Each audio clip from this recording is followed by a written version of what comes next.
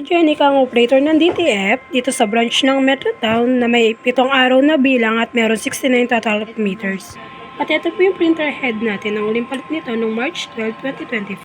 At ito po yung copying natin na may 90% good condition po. At ito yung damper natin ang uling palit nito ay wala pa po. Ed clean.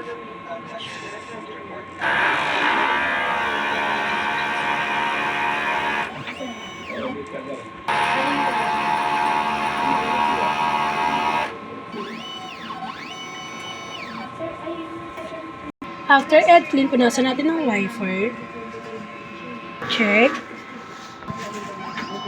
Yung system natin, tama lang po ang label. At ito naman po yung ground wire natin. Waste tank, kakalis lang po ako.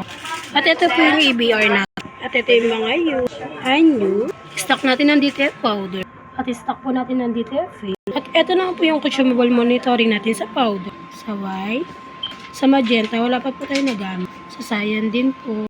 Sa black, wala pa din po. Sa film, isa po. Sa cleaning solution. At ito po yung output record natin. At maintenance checklist po. Salamat po.